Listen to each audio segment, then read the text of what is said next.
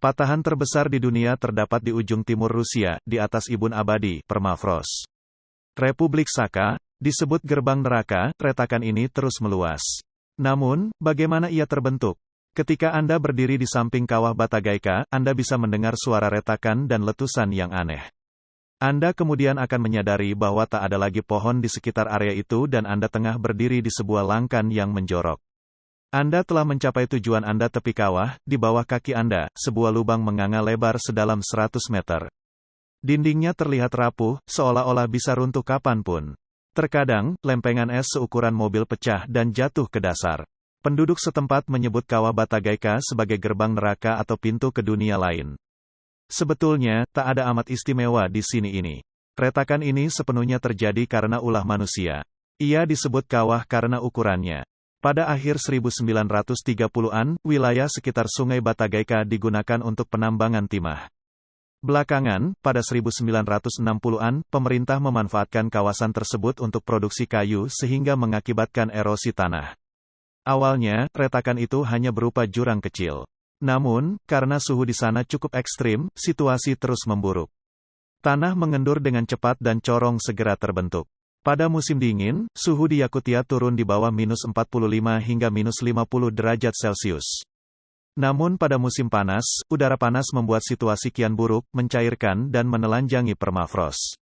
Saat ini, panjang patahan berkisar 1 km dengan lebar 800 meter dan kedalaman 100 meter, menjadikannya lubang termokas permafrost terbesar di dunia. Bentuknya sekilas mirip moluska raksasa berekor. Penduduk setempat sering berandai-andai tentang apa yang akan terjadi setelah patahan tersebut dewasa dan mencapai Gunung Kirgiliah. Tak perlu menunggu lama, kami sudah punya jawabannya. Rata-rata, patahan tumbuh 10-15 meter tiap tahun, kata salah satu inspektur pemerintah yang berpatroli di sekeliling area tersebut. Ia menambahkan bahwa ini adalah proses yang bertahap dan orang-orang tidak perlu khawatir. Lupachev setuju, fenomena itu tidak membahayakan planet ini. Satu-satunya bahaya nyata adalah jatuh ke dalam hingga kaki patah. Namun, patahan tersebut terus menarik perhatian. Pada 2017, jurnal Quaternary Research membuat monograf besar pertama kawah tersebut. Karena pencairan es dan tanah longsor, sesar besar tersebut membuka lapisan es dan tanah purba sehingga memungkinkan studi karakteristik biologis dan iklim planet kita.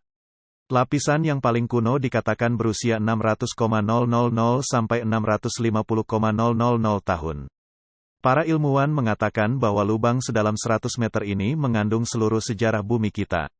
Bagian bawah lubang sering kali menampung sisa-sisa mamut. Yakutia adalah rumah bagi 60 hingga 80% fosil mamut dunia, lemming, bison, dan hewan purba lainnya. Situs ini menarik ekspedisi paleontologi dari seluruh dunia. Meski begitu, musim panas bukanlah waktu yang tepat untuk melakukan pekerjaan semacam itu. Es terus mencair sehingga sering kali terjadi longsor. Sayangnya, tak semua orang memahami bahaya tersebut. Beberapa penduduk setempat bersedia mempertaruhkan nyawa mereka dan turun ke dalam lubang secara ilegal, mungkin untuk mencoba dan menemukan gading atau harta karun lainnya demi menghasilkan uang selama beberapa tahun. Tak ada yang bisa memprediksi secara pasti kapan proses perluasan akan berhenti.